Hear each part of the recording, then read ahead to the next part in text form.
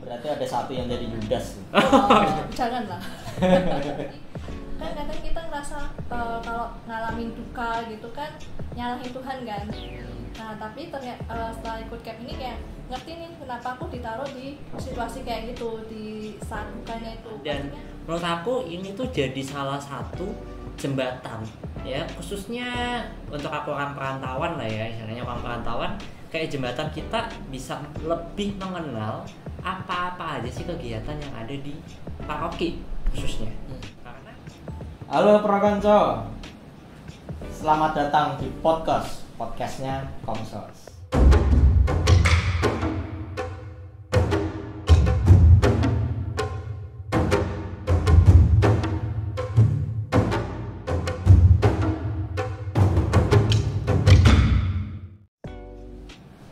Hari ini kita kedatangan dua orang dari KEP OMK. Apa itu KEP OMK dan siapa saja mereka? Mari kita berkenalan langsung. Yang pertama, baju kuning dengan saya Samuel Ardian, dan sekarang saya aktif di KEP OMK. Kebetulan juga membantu ya beberapa kategori di gereja. tapi datang ke sini sebagai perwakilan dari KEP OMK. Dan yang satunya dengan halo, saya Mariska Yosandra. Saat ini saya aktif di KEP OMK. KEP OMK. Nah, dari tadi kan kita nyebutin nih KEP OMK gitu ya. KEP OMK itu apa sih? Siapa nih? Siapa yang mau jelasin? Sam dulu. Oke. KEP OMK itu kalau dilihat dari namanya ya, kursus evangelisasi pribadi. Jadi lebih kepada kita tuh belajar gimana sih sebagai di sini konteksnya sebagai orang muda Katolik, orang muda Katolik untuk mengevangelisasi diri sendiri. Dimana sebelum kita akan membawa sukacita kepada orang lain. Nah, konsepnya dari situ nih. Berarti mengevangelisasi diri sendiri dulu sebelum mengevangelisasi ke orang lain. Evangelisasi itu mewartakan kabar gembira. Betul sekali. Berarti kita harus menerima dulu kabar gembira itu, kita terima baru kita bisa mewartakan itu gitu. Iya, betul. Ini udah angkatan ke-6. ke-6. Rata-rata pesertanya berapa sih? Nah, kalau kata-kata peserta beda-beda nih.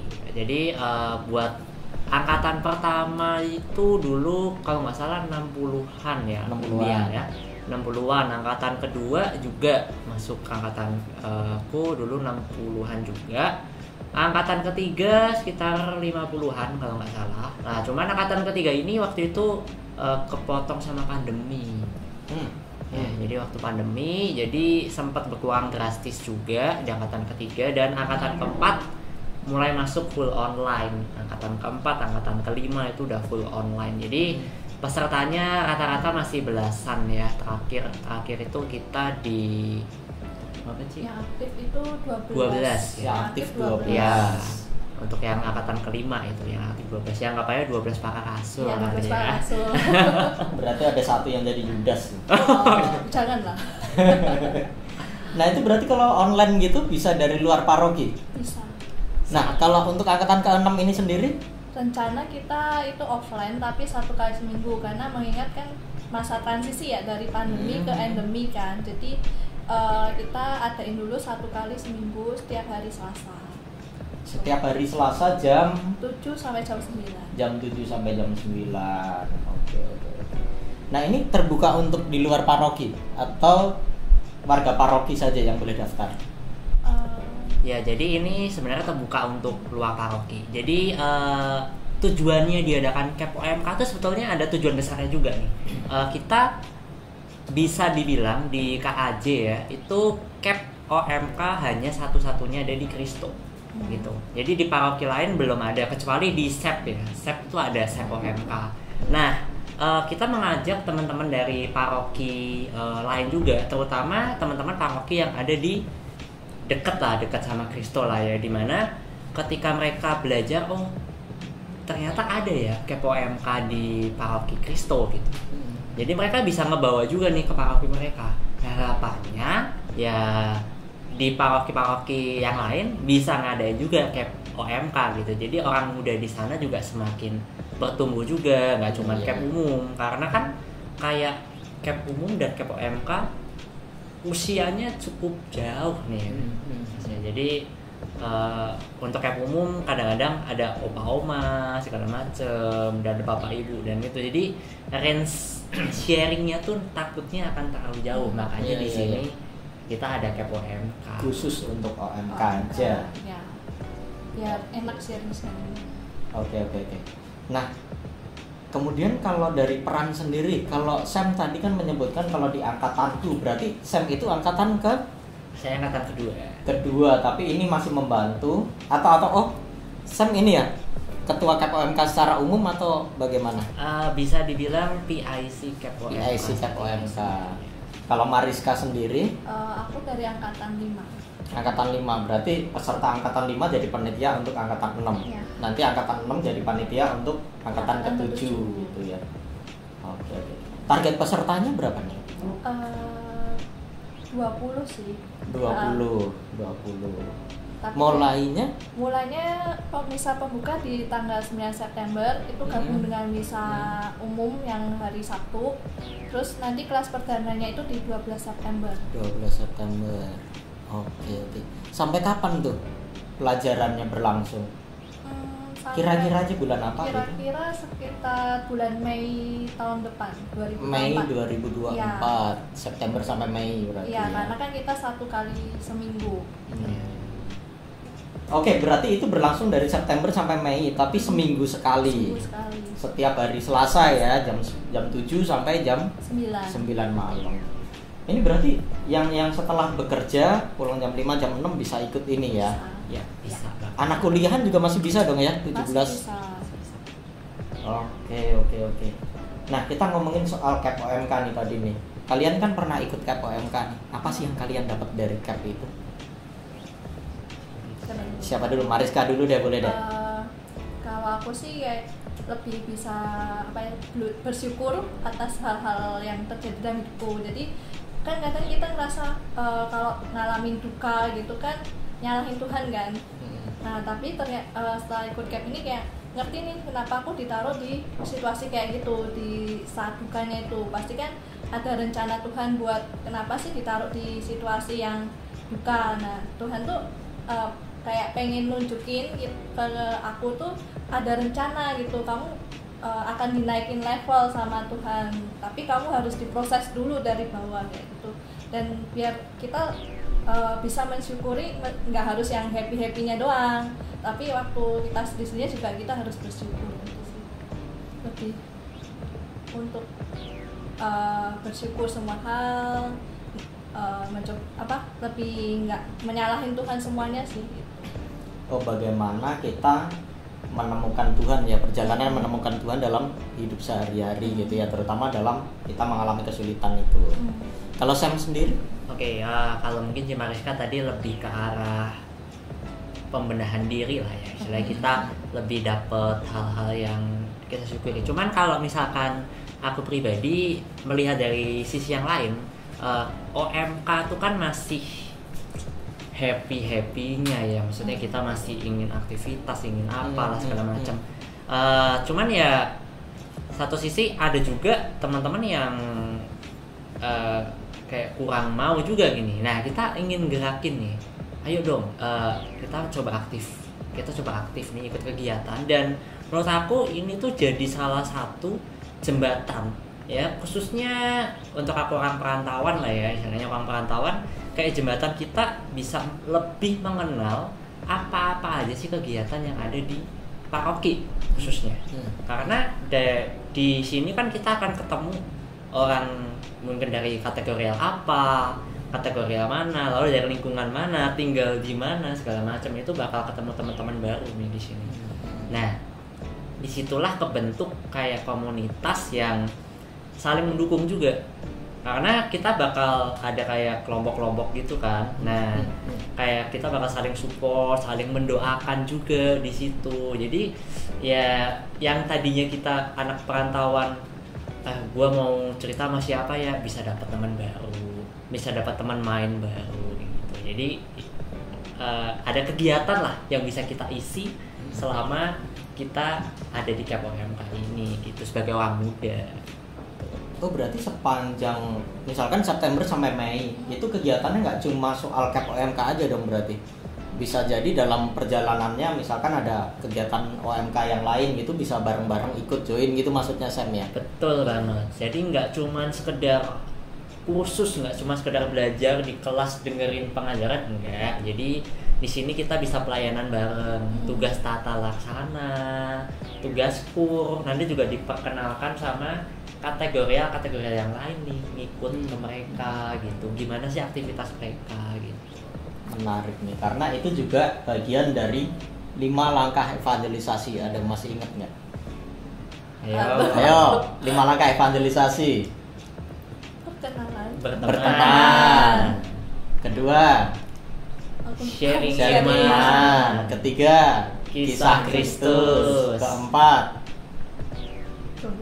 ajakan untuk bertobat. Kelima, integrasi dalam komunitas. Ini Berarti spill yang jadinya tadi, ya, ya. spoiler dikit nih. Nah, intinya adalah sebenarnya KPOMK itu belajar soal 5 hal itu, 5 langkah evangelisasi, bagaimana berteman. Diawali dengan for sinners. Iya, fungsi. Apa itu for sinners? Ikut ini. KPOMK. Nah, kita bicara soal bagaimana mewartakan kabar gembira nih kan. Nah, itu kan berarti soal tadi kan ada ya disebutkan sharing iman juga tuh, kisah Kristus juga. Nah, ada yang menarik sebenarnya dari Sam ini. Jadi ini adalah kesempatan kesekian saya bikin video sama Sam. Nah, di video pertama itu sekitar waktu pandemi waktu itu ya Sam ya. Itu ada 3 tahun yang lalu itu saya mengalami sebuah hal yang pasti akan sangat terkenang untuk Sam. Nah, itu boleh nggak sih Sam? Ceritalah dikit-dikit. Oke, jadi ini jadi ini dong, nggak apa-apa lah ya. Nostalgia ya. Nostalgia ini lebih kepada sharing iman ya teman-teman. Jadi dulu pernah lah terjadi suatu kecelakaan di mana itu melibatkan antara mobil dan juga truk tronton saat itu. Jadi saat itu aku lagi perjalanan dari Jakarta menuju ke Pekalongan untuk melayat nenek, dan terjadilah kecelakaan ini yang akhirnya membuat mobil itu hancur sebelah. Jadi untuk penumpang yang ada di sebelah kiri itu meninggal semua. Jadi yang selamat hanya sopir di depan dan aku yang ada di belakangnya. Nah, saat itu betul-betul kayak hal yang di luar apa ya, kayak nggak ngerti lah. Karena saat itu nggak sadar. Jadi saat itu aku mungkin Tuhan minta aku buat tidur, dan aku sudah tersadar di rumah sakit, dan aku pun nggak tahu kejadiannya seperti apa, lalu proses evakuasinya seperti apa. Padahal ada foto di mana aku melangkah jalan dengan kesadaran secara fisik, tetapi secara pemikiran aku nggak sadar gitu. Jadi ya aku sih anggap ini adalah sebuah berkat Tuhan juga, dimana mungkin Tuhan nggak mau aku merasa trauma segala macam, yang dimana aku melihat kondisi yang begitu apa ya, begitu mengerikan lah istilahnya. Dan puji Tuhan karena aku sudah punya komunitas, aku udah dekat sama teman-teman KPOMK tuh, ya mereka dukung gitu loh. Maksudnya mereka akhirnya ada yang nyumbang lah apa segala macam, bantuin. Bahkan dari seksi kepemudaan itu waktu itu ada yang kirimin bingkisan buah ke Pekalongan. Mungkin dia ada kayak toko buah tuh, tahu dari Pekalongan, tiba-tiba ada buah datang gitu loh dari OMK gitu. Wah, kok bisa gitu. Jadi kayak ada yang merhatiin kita ya ternyata gitu, selain keluarga kita, selain orang-orang terdekat kita gitu sih. Itu mungkin pengalaman yang cukup mengejutkan, dan kasih Tuhan betul-betul kayak berasa banget lah di saat itu gitu. Kalau Mariska sendiri ada nggak cerita yang tadi kan bersyukur gitu ya, bahkan dalam situasi yang sulit, situasi yang tidak menyenangkan gitu, ada nggak satu situasi yang kayaknya buat orang lain mungkin itu situasi yang susah untuk bersyukur, tapi kamu bisa bersyukur gitu? Sebenarnya banyak sih. Kalau mau Ada nggak salah satu? Yang akhir-akhir ini aja ya, kayak Boleh. kemarin itu kayak emang lagi di titik jenuh sih. Titik jenuh, udah nggak tahu, udah ngobrol sama Tuhan kayak belum ketemu jawabannya. Dan tentunya juga temen, ya beberapa temen lah di CAP ini juga ada yang bisa lah aku ajak ngobrol kayak gitu. Terus ada satu orang tuh juga ngajak doa bareng kayak gitu, ngajak doa bareng, ngajak ke persekutuan doa juga. Jadi ya, dan ada salah satunya juga Sam, dia bantuin juga gitu, mau dengerin kayak gitu kan. Terus ya akhirnya ya setelah kayak sharing juga ke Sam, ke temen CAP yang lain juga, sama ya udah yuk, awalnya aku nggak mau tuh diajak ke persekutuan doa karena males aja gitu rasanya, ngapain sih aku lagi kayak sedih kayak gitu, kayak lagi nangis kayak gitu diajak ke persekutuan doa kayak gitu. Tapi akhirnya ya udahlah, kayak dari hati tuh ya udah ikut gitu kan, ikut. Dan di situ habis persekutuan doa terus diajak doa bareng juga sama temen OMK itu, jadi lebih plong sih, kayak ya perlahan-lahan lah, nggak mungkin 100% langsung langsung hilang lah rasa titik jenuhnya itu. Tapi ya bersyukur punya temen di CAP OMK ini yang saling support lah, yang walaupun nggak semua tapi pasti ada beberapa yang bisa kita percaya, deket sama kita kayak gitu, dan itu pasti ngingetin kita ke hal yang baik. Aku kayak bersyukur sih sekarang, kemarin ikut CAP kayak gitu, aku nemuin orang yang bisa ngingetin aku nih di saat aku sedih, di titik jenuh tuh, yuk doa, yuk inget sama Tuhan gitu, sharing, diceritain bareng-bareng kayak gitu, selesaiin bareng-bareng. Oke, seberapa besar sih peran CAP gitu di dalam hidup, mungkin dalam hidup kalian boleh, atau dalam hidup menggereja gitu? Nah, aku tak ngasih contoh dulu aja ya. Kalau aku cukup besar peranan CAP. Kalau aku kan dulu ikut CAP-nya itu kan CAP umum. CAP umum, habis itu angkatan 19, habis itu jadi membantu CAP OMK angkatan pertama tuh. Nah, kalau aku bener yang dibilang Sam tadi. Kalau Sam tadi kan bilang bahwa itu untuk ketemu teman-teman baru, orang-orang baru ya. Dan itu di situ memang momen aku ketemu sama beberapa orang gereja juga yang akhirnya membawa aku sampai di titik ini gitu. Sampai di saat ini aku aktif di mana aja gitu. Nah, kemudian juga termasuk kenal dengan KKS itu juga pertama dari CAP itu. Itu kalau dari kehidupan menggereja ya. Kalau dari kehidupan pribadi memang benar gitu, bahwa sebelum kita mewartakan kabar gembira ya omong kosong kalau kita bilang ada kabar gembira tapi kitanya nggak ngerasain sendiri gitu. Jadi benar-benar yang pertama itu kita ngerasain dulu nih, oh dalam situasi ini, oh ternyata Tuhan itu tetap baik kok. Artinya Tuhan mungkin ini baru deh kita bisa bilang ke orang lain bahwa Tuhan itu baik. Kita dulu yang ngerasain kebaikan Tuhan, habis itu baru bilang bahwa Tuhan itu baik kok gitu. Nah, itu kan kalau aku tuh. Kalau kalian gimana? Kalau aku ya sebenarnya mirip ya, karena tadi aku udah sharing tentang gimana sih aku bisa mendapatkan komunitas baru di sini gitu loh. Jadi basisnya dalam artian aku lebih kenal sama beberapa orang yang kemudian aku akan berkolaborasi juga sama mereka gitu. Jadi jembatan banget sih, jembatan dimana aku bisa aktif di kurnya, aku bisa aktif di, bahkan gini, aku kan udah membantu CAP jadi dari angkatan 2 ke 3 lalu sampai sekarang ya di angkatan yang ke-6 ya. Yang aku sadari adalah ketika malah kemarin angkatan ke-5 nih, ada pengajaran di situ ketika masuk pengajaran yang tentang apa ya, yang jelas di situ ada dibilang kita sebagai orang yang aktif di kategorial itu biasanya punya kecenderungan lebih effortless buat ngelakuin sesuatu lah, buat melayani, buat apa. Nah, kadang orang yang ada di lingkungan kita itu belum sampai kepada titik itu. Nah, tujuannya adalah kita sebagai orang kategorial yang udah punya tingkat pelayanan yang lebih smooth, kita bisa membantu ke lingkungan. Nah, di situ kayak kayaknya emang aku harus ngebantu nih lingkungan. Ada muncul semangat baru lagi untuk kita bisa mewartakan kok melalui cara kita ya sebagai orang muda khususnya untuk menghidupkan lingkungan yang mungkin sebelumnya kurang bagaimana atau mungkin sudah aktif tapi kita bisa kasih warna baru di sana kayak gitu sih. Aku mengalami itu akhir-akhir ini sih, jadi kayak ada semangat baru aja buat aku gitu. Oh gitu. Sebelum lanjut ke Mariska, teman-teman ini ada minuman dari podcast Komsos. Kenapa ini podcast Komsos? Karena kita belum ada iklannya. Ayo yang mau iklan masuk ke sini.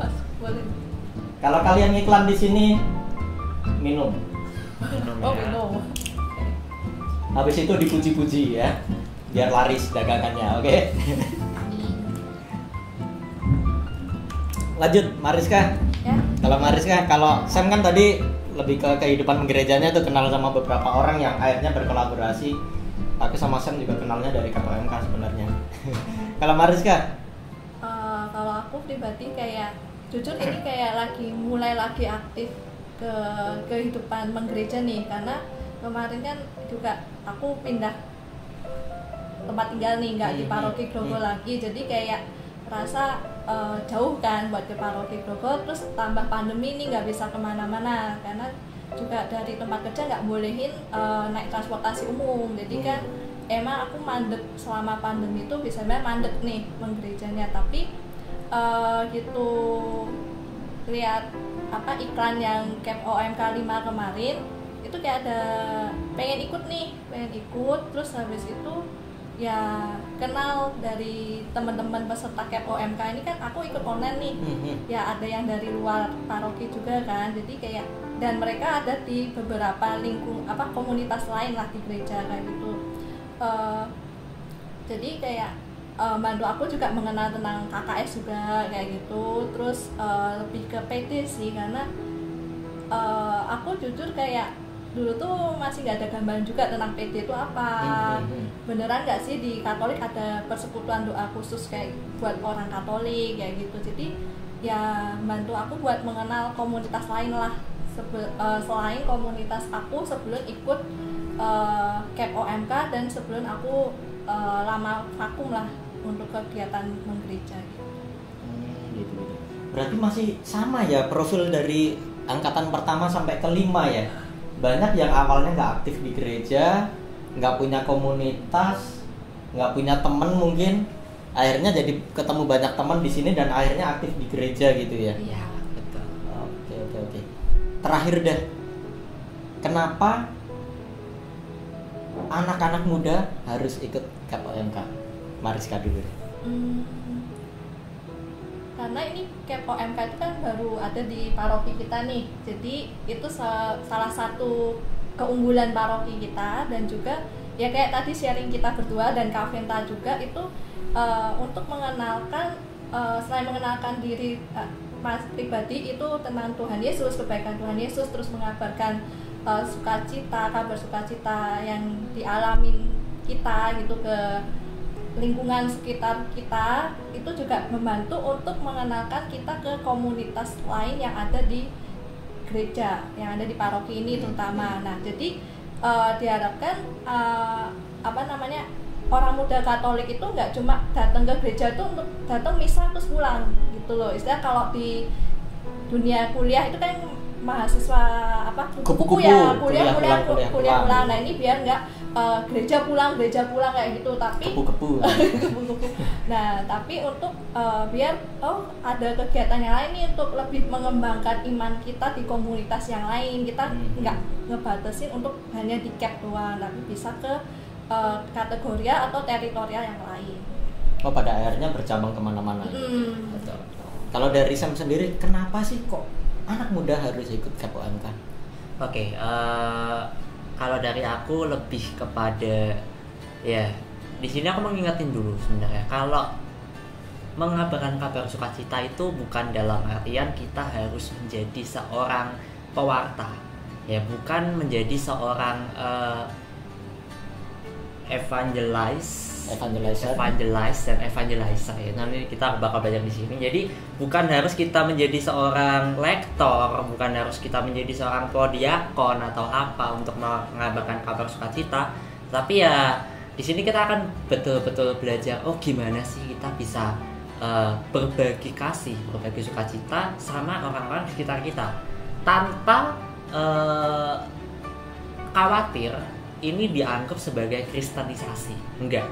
Jadi kita akan lebih tahu, oh caranya tuh kayak gini loh, sharingnya yang baik seperti ini loh. Jadi nggak takut aja. Jadi misalkan kita mau ngobrol sama teman apa segala macam, nggak takut salah ngomong, yang dibahas bakal sampai mana sih gitu. Kadang-kadang orang muda kalau ngobrol suka kelewatan apa gitu ya. Nah kita lebih tahu batasan-batasan kita seberapa sih.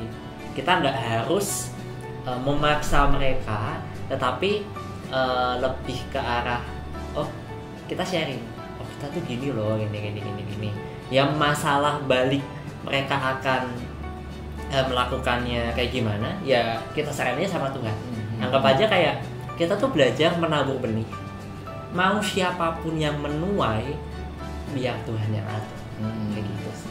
Berarti kita belajar sharing iman tanpa rese ya. Karena Iya. kadang-kadang kan ada yang sharing tapi rese gitu ya. Oke, itu aja sih. Ada yang mau disampaikan lagi nggak? Ya jangan lupa daftar Ya, sih jangan lupa teman-teman daftar. OMK. Daftarnya kemana? Daftarnya bisa ke link yang ada di flyer. Atau hubungi hubungi nomor yang ada di ya Ya, sambil bisa. ya, nanti dicek aja nomornya. Iya. Editor, ini editornya. Oke, ya udah itu aja untuk pertemuan kita hari ini. Kita udah bahas beberapa hal soal KEP OMK. Jangan lupa teman-teman anak muda Katolik daftar KEP OMK angkatan ke-6 dan jadilah bagian dari sejarah satu-satunya KEP OMK di KAJ. Iya. Oke, itu aja teman-teman. Kita akan jumpa dengan tamu-tamu yang lain. Terima kasih Sam, terima kasih Sama-sama. Mariska. Kita jumpa lagi di episode berikutnya dengan siapa kita akan berbincang. Tunggu saja. Bye bye. Bye.